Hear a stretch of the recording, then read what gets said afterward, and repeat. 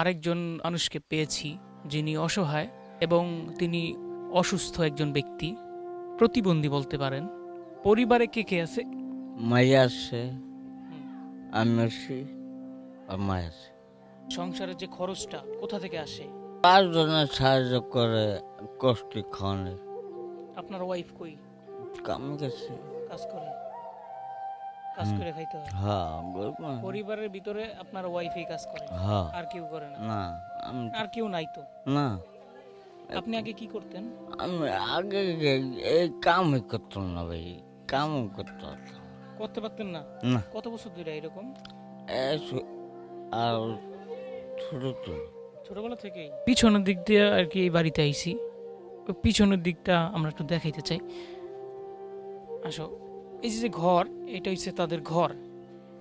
এই ঘরের পিছনের দিকটা আমি এইখানটা এই বাড়িতে ঢুকছি।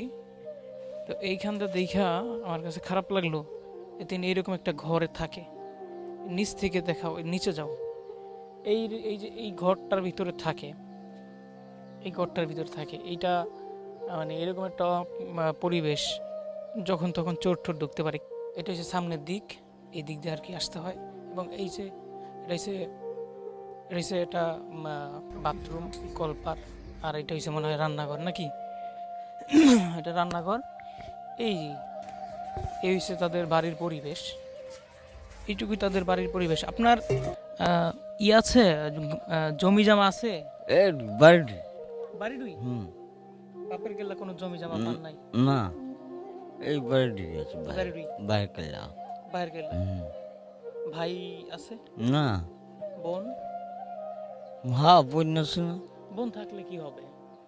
বোনে কি ভাইরে দেখে? কতটুকু দেখে? কয়দিন দেখে? তিনি ঠিকভাবে কথা বলতে পারে না, কারণ আমরা জানি যে প্রতিবন্ধী যারা, তারা হাঁটতেও পারে না, কথা বলতে পারে না। যেরকমটা তার অবস্থা, তিনি কিন্তু কথা বলতে বাজে, মুখে তার কথা বলতে বাজে। তো আমরা আমাদের পক্ষ থেকে, এইখানে কিন্তু বাজার টাজার নাই আশেপাশে, মানে অনেক দূরে, এটা ইয়ে এরকম একটা এরিয়া আইছি, এই জায়গায় বাজার টাজার নাই যে বাজার টাজার কইরা দিয়া যাবো। আচ্ছা, মোবাইল নাম্বার আছে? আছে। আছে। 01962154274।